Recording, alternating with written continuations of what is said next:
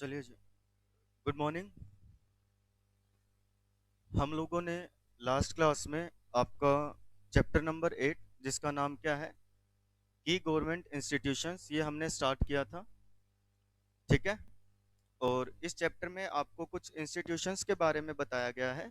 अलग अलग इंस्टीट्यूशंस है जिसमें से किस किस के बारे में हमने पढ़ लिया था। सेबी के बारे में हमने पढ़ा था। सेबी मतलब securities exchange board of India. किस लिए बनाया गया है? To develop, regulate and promote the capital market. Investors को प्रोटेक्ट करने के लिए, जो लोग सिक्योरिटीज मार्केट में डील करते हैं, इन्वेस्टर जो पैसा लगाते हैं, उनका कोई नुकसान ना हो, इसलिए बनाया गया है। कौन सा एक्ट है इसके लिए? सेबी एक्ट जो बनाया गया वो इसे गवर्न करता है। दूसरा हमने पढ़ा था आरबीआई के बारे में। आरबीआई क्या है? एपेक्स बैंकिंग इंस्टीट्यूशन है इंडिया का, कमर्शियल बैंक्स को कंट्रोल करता है, गवर्नमेंट का बैंकर है। ठीक है जी, ये सारी चीजें हमने डिस्कस की थी। और आरबीआई को कौन सा एक्ट गवर्न करता है भाई? ठीक है। और आज की क्लास में हमें किसके बारे में पढ़ना है?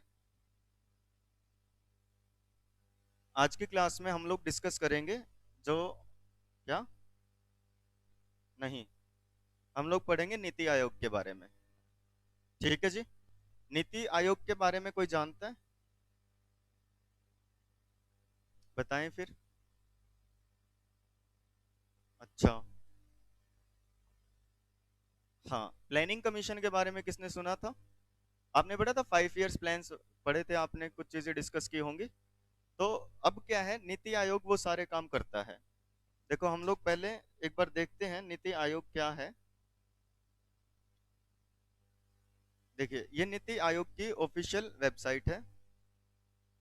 क्या लिखा गया है? सबका साथ, सबका विकास, सबका विश्वास, सबका प्रयास। ठीक है जी। नीति आयोग किस लिए बनाया गया है? ये काम करता है गवर्नमेंट के मेन इंस्टीट्यूशन, एक थिंक टैंक इसे बोला जाता है। इसके बारे में जो आपका पेपर नंबर 4 है करंट अफेयर्स, उसमें भी पढ़ेंगे थोड़ा डिटेल में। ठीक है जी। वैसे हम लोग देख लेते हैं कि नीति आयोग, अच्छा, किसी भी चीज के बारे में जानना हो तो आप किसी वेबसाइट को अगर विजिट करेंगे ना, तो वहां पे देखो अबाउट अस का लिंक होता है। अबाउट अस मतलब इसके बारे में, नीति आयोग के बारे में क्या चीजें हैं। तो देखो ऑब्जेक्टिव एंड फीचर्स हम लोग देखते हैं। भाई नीति आयोग यहाँ पे देख रहे हो क्या लिखा है? Design policy and programme framework, ये दिख रहा है। इसका क्या मतलब? पॉलिसीज वगैरह बनाना, मॉनिटरिंग करना, ये देखो इवेल्युएशन करना। थिंक टैंक है, नॉलेज एंड इनोवेशन हब, इस चीज के लिए काम करेगा। Foster cooperative federalism. देखो ऑब्जेक्टिव पढ़ते हैं हम लोग। ऑब्जेक्टिव का मतलब क्या होता है? एम, पढ़े ना? तो ये नीति आयोग के ऑब्जेक्टिव है, इसका क्या मतलब है भाई? अभी वेबसाइट को देखेंगे, उसके बाद हमारी बुक में देखेंगे। इसके ऑब्जेक्टिव्स यहाँ पे लिखे गए, इसका क्या मतलब है? कि इस चीज के लिए बनाया गया है ना नीति आयोग को। नीति आयोग की ऑफिशियल वेबसाइट अगर आपको ऑब्जेक्टिव्स बता रही है, तो इसका ये मतलब है ना कि नीति आयोग का एस्टेब्लिशमेंट किस लिए किया गया है। सबसे पहले क्या है? To evolve a shared vision of national development priorities, sectors and strategies with the active involvement of states. क्या मतलब हुआ इसका? कि एक विजन है कि नेशनल डेवलपमेंट करनी है, प्रायोरिटी पे रखना है, सभी सेक्टर्स की स्ट्रेटेजीज बनानी है और स्टेट्स का इन्वॉल्वमेंट रखना है डेवलपमेंट के लिए। To foster cooperative federalism through structured support initiatives and mechanism. ये बात भी किससे रिलेटेड है भाई? डेवलपमेंट से रिलेटेड है, इनिशिएटिव्स लेने हैं नए नए। ये सारे पॉइंट्स ये चीज बताते हैं कि नीति आयोग क्या करेगा। To develop mechanism to formulate credible plans at the village level and aggregate these progressively at higher levels of government। क्या मतलब है जी? प्लान्स को बनाना ताकि विलेज की डेवलपमेंट हो पाए। इंश्योर करना, जो एरिया स्पेसिफिकली रेफर्ड बताए गए हैं यहाँ पे नीति आयोग के, उनके इंटरेस्ट ऑफ नेशनल सिक्योरिटी, इस चीज़ों पे ध्यान रखना। इकोनॉमिक स्ट्रेटेजी बनाना, पॉलिसी बनाना। स्पेशल अटेंशन देना उन सेक्शंस के सोसाइटी पे जो रिस्क पे हैं अभी, सबको बेनिफिट करना एडुकेट लेवल पे। डिजाइन करना strategic and long term policy और प्रोग्राम बनाना। इनिशिएटिव्स लेना। ये सारे पॉइंट्स किस चीज से रिलेटेड दिख रहे हैं आपको? डेवलपमेंट से रिलेटेड है। इकोनॉमिक डेवलपमेंट के लिए, इंडिया को डेवलप करने के लिए, अर्बन लेवल पे भी, रूरल लेवल पे भी। एडवाइस देना, एनकरेज करना पार्टिसिपेशन बिटवीन की stakeholders and national and international like minded think tanks. Educational policies पे ध्यान देना, रिसर्च इंस्टीट्यूशंस पे ध्यान देना। Knowledge, innovation, entrepreneurial support system तैयार करना। ये सारी चीजें किस लिए बताई गई हैं भाई? सारे इश्यूज को देखना, state of the art resource को ध्यान में रखना। ठीक है। मॉनिटर इवेल्युएट करना प्रोग्राम्स को, इनिशिएटिव्स को, आइडेंटिफिकेशन करना किस जगह पे कितने रिसोर्सेज की रिक्वायरमेंट है, स्ट्रेंथन करना, सक्सेस पे ध्यान देना। अपग्रेड करना, building of implementation of programme initiative, सारी चीजें इस चीज से रिलेट करती हैं। क्वेश्चन यहाँ से कोई भी निकल के नहीं आएगा। एक बेसिक क्वेश्चन ये बन सकता है कि गवर्नमेंट के थिंक टैंक का काम कौन करता है? नीति आयोग। इसके फीचर्स दिए गए हैं भाई। फीचर्स का क्या मतलब है? नीति आयोग क्या है?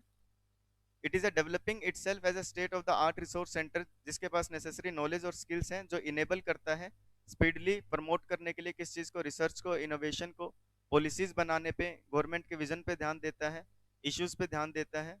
It is supported by an attached office. क्या है, किसके साथ काम करते हैं जी? Development monitoring and evaluation organisation.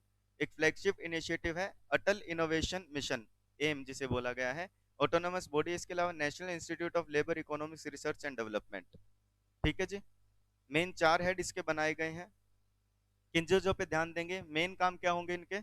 Policy और प्रोग्राम बनाना, कोऑपरेटिव फेडरलिज्म पे ध्यान देना, मॉनिटर करना, इवेल्युएशन करना, जो प्लान पॉलिसीज बनाए गए हैं सारे अच्छे से चल रहे हैं या नहीं चल रहे। गवर्नमेंट के think tank, knowledge and innovation hub. ठीक है। क्या लिखा गया है? Different vertical cells attached and autonomous bodies of Niti provide the requisite coordination देते हैं। ये किन किन चीजों पे ध्यान देंगे, कहाँ कहाँ पे ध्यान देंगे, ये सारी लिस्ट नीचे दी गई है भाई। एडमिनिस्ट्रेटिव, एग्रीकल्चर, ठीक है, ये देख लो इतने सारे। एजुकेशन पे, इंडस्ट्री, अलग अलग चीजें बताई गई हैं। Public private partnership, rural development पे, साइंस टेक्नोलॉजी पे, सोशल सेक्टर पे, इन सारी चीजों पे ये लोग ध्यान देंगे। समझ में आ रही है ये चीजें? ये इनके ऑफिशियल वेबसाइट है जो नीति आयोग की, इस पे ये सारी चीजें दी गई हैं भाई। ठीक है। बाकी आप इस वेबसाइट को स्टडी कर सकते हो, इसमें अलग अलग चीजें बताई गई हैं आपको, जहाँ पे आप देख सकते हैं और क्या क्या काम करेंगे, की इनिशिएटिव्स क्या लिए हैं इन्होंने, क्या क्या पब्लिकेशंस हैं। ठीक है जी। ये सारी चीजें, एम क्या है जो हमने पढ़ा ना अभी अटल इनोवेशन से रिलेटेड, ये सारी बातें यहाँ पे दी गई हैं। ज्यादा इसमें कुछ नहीं है भाई। इसके अलावा नीति आयोग क्या है ये मैंने आपको बता ही दिया, क्या क्या फीचर्स हैं इसके। ठीक है। अगर आप देखेंगे नीति आयोग क्या करता है, तो कह रहे हैं ये प्रोवाइड करता है डायरेक्शनल पॉलिसी इनपुट्स, गवर्नमेंट को बताता है। ठीक है जी। एक ये क्वेश्चन आ सकता है अभी, who is the CEO of present NITI Aayog? Shri Amitabh Kant. Note कर लो, नीति आयोग के प्रेजेंट सीईओ कौन है? पक्का पक्का क्वेश्चन आता है, आया भी है पेपर में। श्री अमिताभ कांत।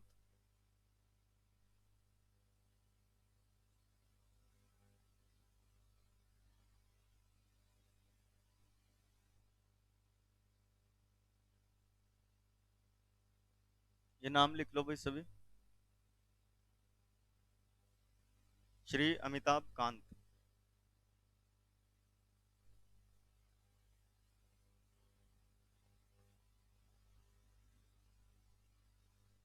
नीति आयोग किसका नाम बदल करके बनाया गया है? India's planning commission will be renamed as Niti Aayog. ठीक है। प्लानिंग कमीशन का नाम बदल के नीति आयोग किया गया है। ये 2 ही क्वेश्चन आते हैं लगभग। डन। पक्का।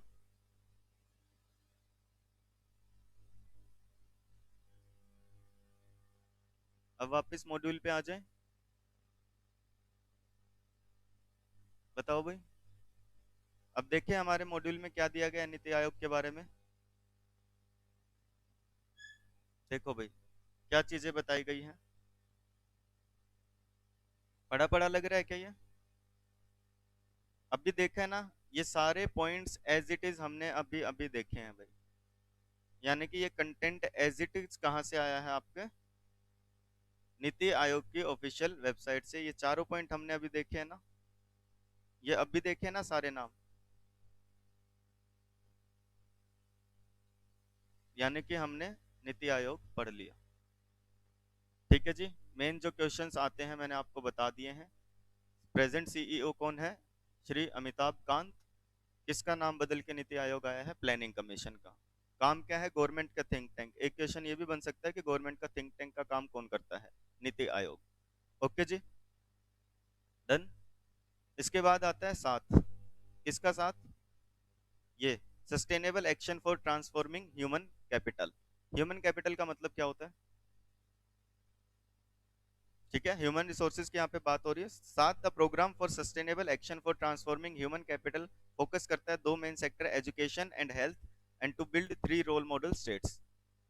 ये नाम याद होने चाहिए। साथ ने कौन सी 3 रोल मॉडल स्टेट्स तैयार करने के लिए सोचा? झारखंड, मध्य प्रदेश और उड़ीसा।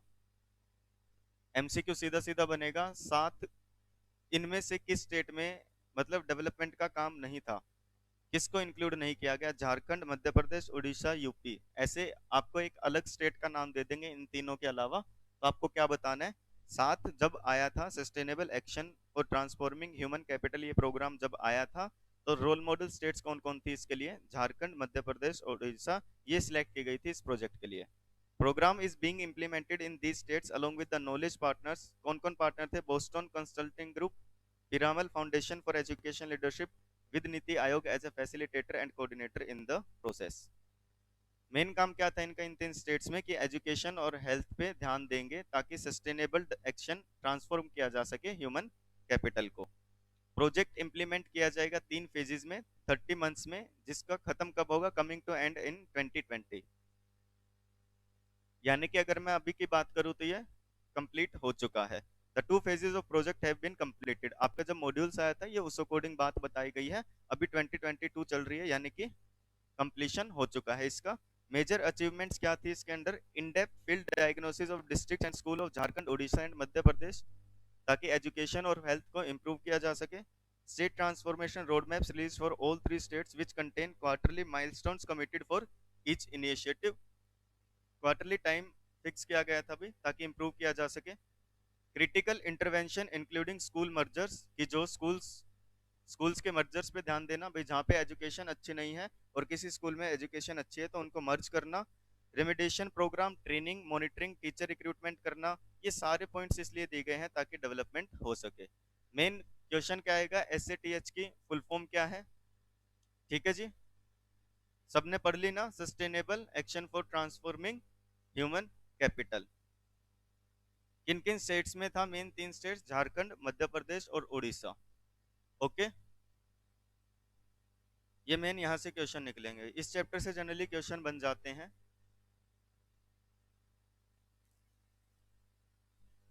समझ में आ गया? एमसीए किस किस ने सुना है भाई?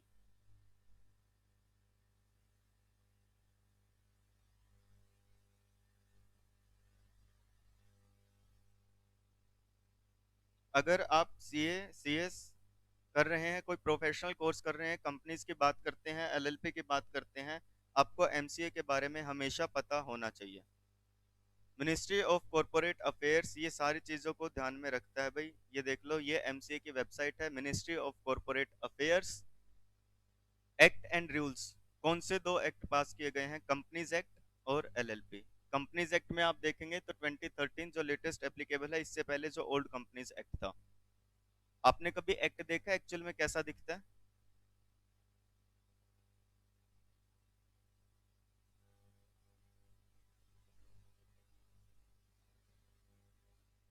एक्चुअल में एक्ट ऐसा दिखता है बेटा।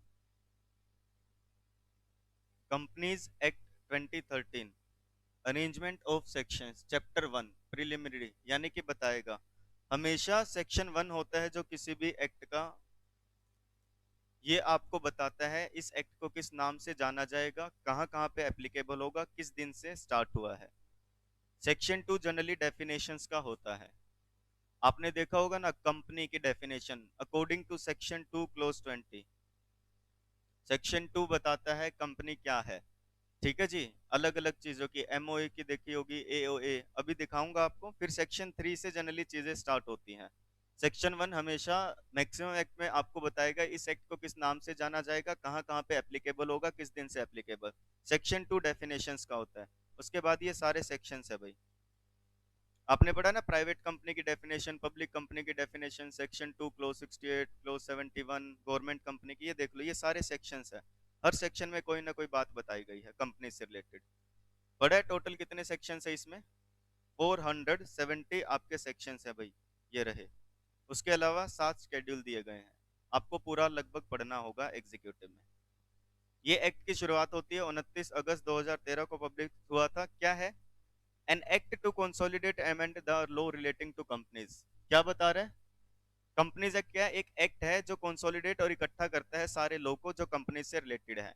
सेक्शन 1 क्या बताता है? Short title, extent, commencement and application. Title क्या है? This act may be called the Companies Act 2013। कहाँ पे एप्लीकेबल होगा? It extends to the whole of India. इस दिन आया है, कहाँ कहाँ पे एप्लीकेबल होगा? Companies incorporated under this act और under any previous company law.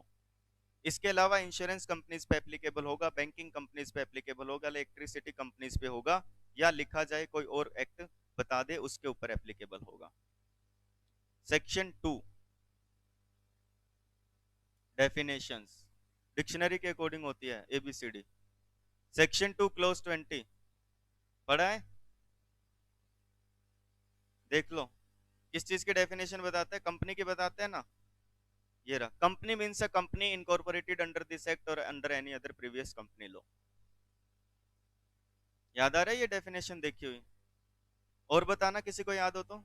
Section 2 close 68 किस किस को याद है? किसकी डेफिनेशन बताते हैं? प्राइवेट कंपनी पढ़ा है ना। Private company means a company having a minimum paid up share capital 1 star star star star. मतलब क्या है जी? ये लिख रखा, the words of 1 lakh rupees और such higher paid up omitted by act 21 of 2015। पढ़ा था ना कल ही, बताया था ना क्या क्या न्यू इनिशिएटिव्स आए हैं। मिनिमम पेड अप कैपिटल की रिक्वायरमेंट हटा दी थी, ये देखो एक्ट में भी हटा दी गई। यही पढ़ा था ना, minimum paid up capital as में भी प्रिस्क्राइब्ड, और जो अपने आर्टिकल्स में बताता है restrict the right to transfer it share, restriction है शेयर्स ट्रांसफर करने पे।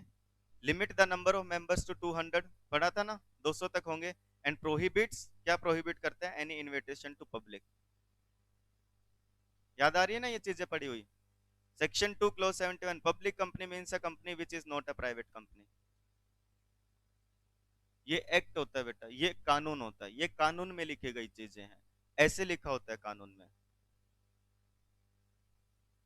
इसके अलावा होल्डिंग कंपनी, सब्सिडरी कंपनी, देखो सिक्योरिटीज एक्सचेंज बोर्ड क्या है? It means the securities and exchange board of India, जो इस्टेब्लिश किया गया है under section 3 of the securities and exchange board of India act 1992। ये होता है वो एक्ट जो आपको सब कुछ बताता है क्या होगा, सब्सिडरी कंपनी क्या होगी, ये सारी चीजें ये आपको बताई जाती है। एक कंपनी को कैसे बनाया जाता है पढ़ा है क्या आपने अभी कंपनीज एक्ट में? था क्या?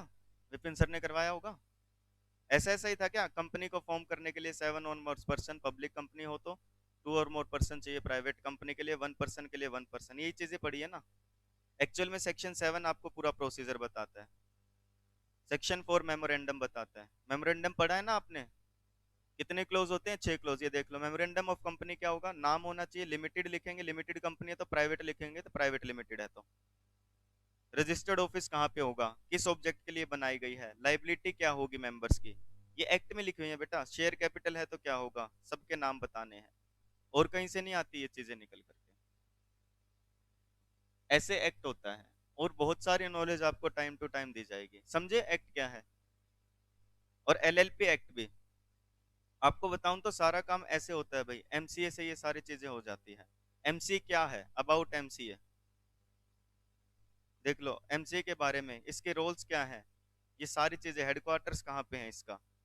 एमसीए आपकी सारी चीजों को मैनेज करता है बेटा। एमसीए क्या सर्विसेज देता है, दिख रही है क्या? एमसीए की सर्विसेज क्या होगी? ये देखो, डिन सर्विसेज, डायरेक्टर आइडेंटिफिकेशन नंबर लेना है तो, एलएलपी बनानी है तो, कंपनी की ई फाइलिंग करनी है तो, कंपनी की सर्विसेज देखनी है, सारे काम यहाँ से होते हैं। मास्टर डाटा, व्यू कंपनी और एलएलपी मास्टर डाटा, कंपनी का मास्टर डाटा देखना है तो, कंपनी का नाम डाल सकते हैं, कंपनी का सिन। सिन पता है क्या होता है? कॉर्पोरेट आइडेंटिफिकेशन नंबर, जो कंपनी के बारे में बताता है। मैं देखो क्या लिख रहा हूँ,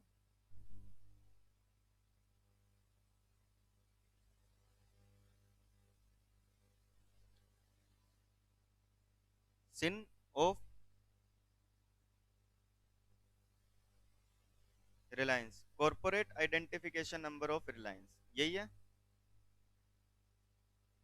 पढ़ा था कि इसके बारे में थोड़ा बहुत अगर ध्यान दिया हो तो वहां पे पढ़ाया गया था ना, सिन नंबर होता है जो ईयर ऑफ इनकॉर्पोरेशन बताता है, लिमिटेड है क्या है, एमएच महाराष्ट्र 1973 में बनी है, पब्लिक लिमिटेड कंपनी है।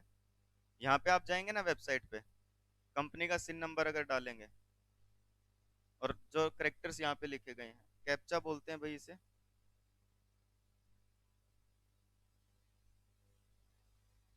क्या दिख रहा है अब मेरे को? ये सिन क्या है? ये किससे बिलोंग करता है? Reliance industries limited. आरओसी कहाँ है? मुंबई का। रजिस्ट्रेशन नंबर ये है।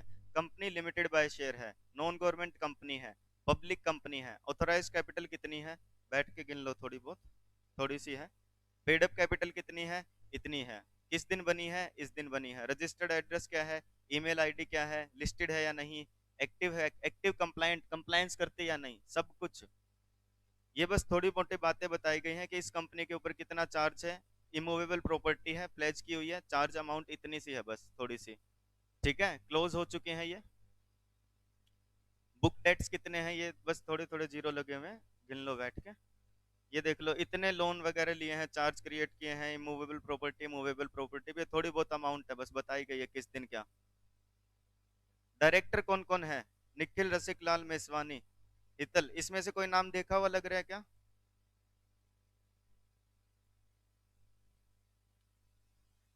ठीक है, ये क्या है? डिन नंबर। क्लिक हो सकता है इस पे, तो कर दूं क्या? क्या पता चला? ये डिन किसका है? नीता मुकेश अंबानी जी का। इस कंपनी डायरेक्टर कौन कौन सी कंपनीज में डायरेक्टर है? इस कंपनी में डायरेक्टर है इस दिन से, इसमें इस दिन से, इसमें इस दिन से, इस दिन में इस दिन, ये सारी एलएलपी इन एलएलपी में। ठीक है, मिल गई ना सारी जानकारी? एमसीए की वेबसाइट पे आप ये देख सकते हो, पढ़ा है ना, एमओए एओए कंपनी का पब्लिक डॉक्यूमेंट होता है, फीस पे करके देख सकते हो। सिग्नेटरी डिटेल्स देखनी है, डायरेक्टर मास्टर डाटा देखना है, सारी चीजें भाई, ये आप सारी चीजें यहाँ पे देख सकते हो। तो ये वेबसाइट अब देख रहे हो कितने काम की है आपके। सीएस बनने के बाद आपके सारे काम इस पे रहते हैं। सिग्नेटरीज कौन कौन थे ये देख लो भाई।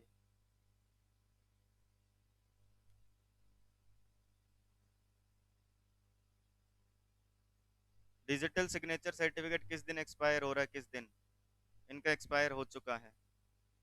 ठीक है, दिन सरेंडर किया है क्या, ये सारा काम एमसीए की वेबसाइट पे होता है भाई। समझ गया?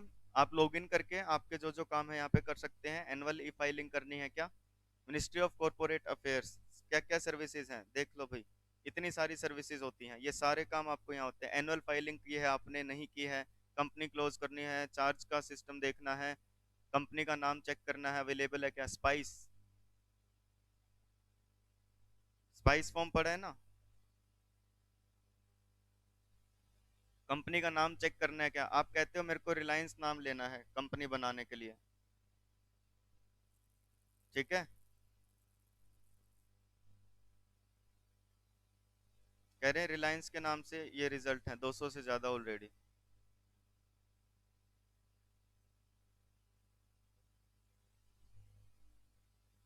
अब समझ में आ रहा है एमसीए क्या चीज है? आ जाओ, बस ज्यादा नहीं देख। सपनों से दुनिया लग रही है ना, बहुत अच्छे कोर्स में हो आप। देखो अब, मिनिस्ट्री ऑफ कॉर्पोरेट अफेयर क्या है? The ministry is primarily concern with the administrative of किस चीज के? Companies act, the Companies act 1956, LLP act, और कुछ और एक्ट्स, रूल्स एंड रेगुलेशंस जो बनाए जाते हैं। ठीक है जी। मिनिस्ट्री रिस्पॉन्सिबल है एडमिनिस्ट्रेशन करने के लिए कंपटीशन एक्ट को भी। कंपटीशन एक्ट के बारे में सुना? याद दिलाऊं?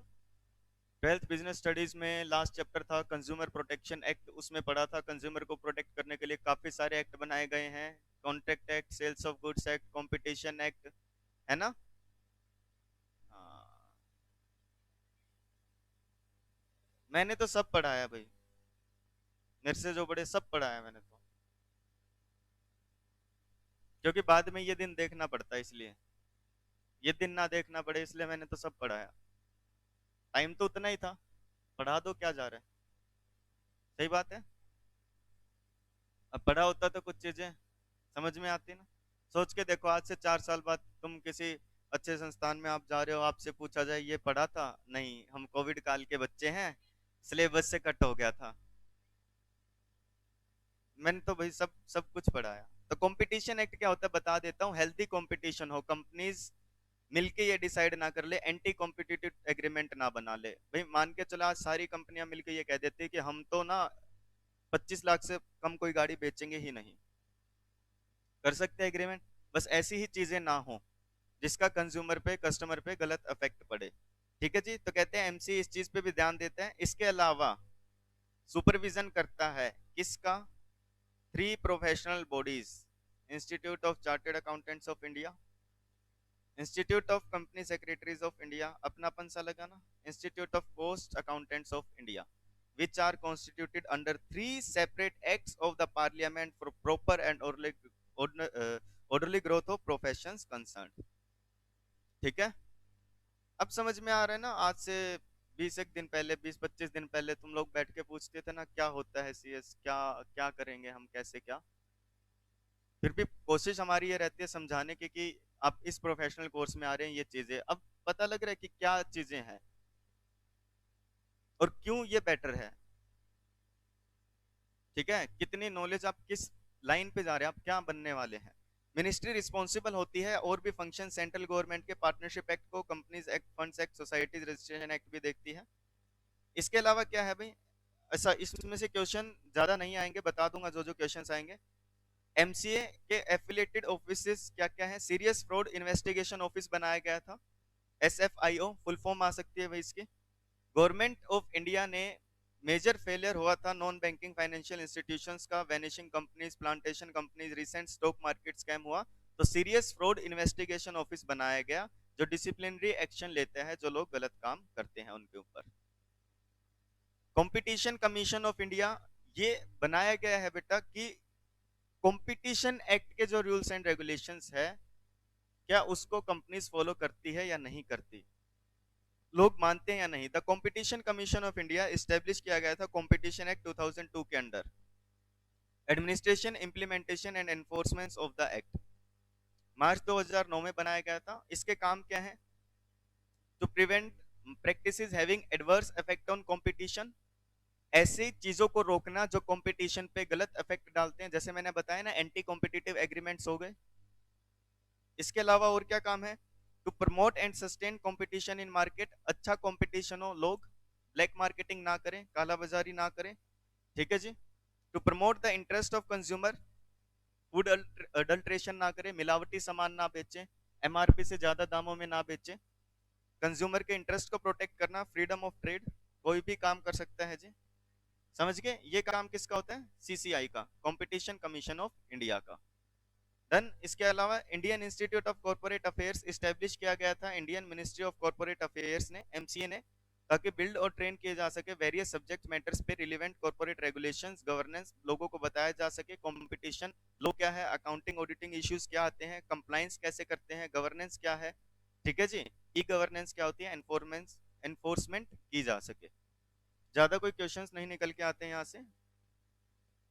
ठीक है। One of the wings of IICA, the ICLS Academy has the responsibility for conducting the induction and advanced training for probationary officers जो इंडियन कॉर्पोरेट लॉ सर्विस में आते हैं यूपीएससी क्लियर करके, उनको नॉलेज देना, बताना भाई क्या क्या चीजें होती है, क्या क्या एक्ट्स होते हैं। समझे? डन? समझ में आया भाई? नीति आयोग क्या है, एमसीए क्या है, से भी हमने पढ़ लिया था। Securities exchange board of India, RBI हमने पढ़ लिया था। इसके बाद क्या आता है? आईबीबीआई। ठीक है। करवा दूं ये एक छोटा सा? करवाऊंगा वैसे। ठीक है।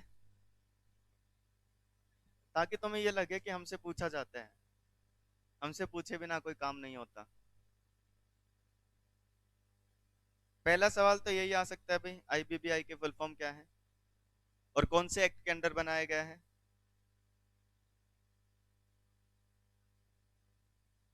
Insolvency and bankruptcy board of India, बनाया गया है इंसॉल्वेंसी एंड बैंकरप्सी कोड 2016।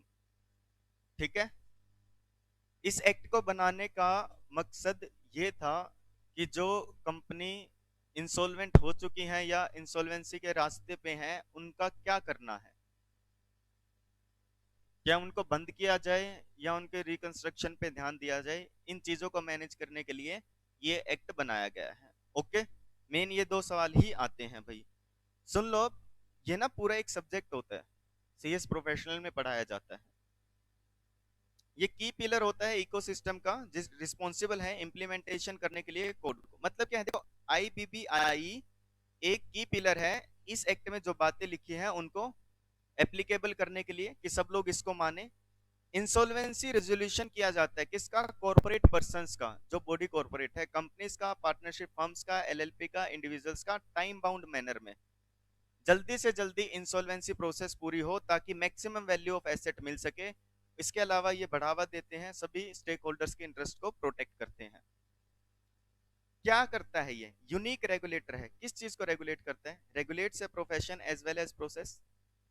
कोई इंसॉल्वेंसी प्रोफेशनल बनना चाहता है, इंसॉल्वेंसी प्रोफेशनल का मतलब क्या है, एक ऐसा इंसान जिसके पास प्रॉपर नॉलेज है कैसे इंसॉल्वेंसी करवाई जाती है, क्या क्या काम होते हैं, लिक्विडेशन कैसे करवाई जाती है। ठीक है, it has a regulatory oversight over the insolvency professionals.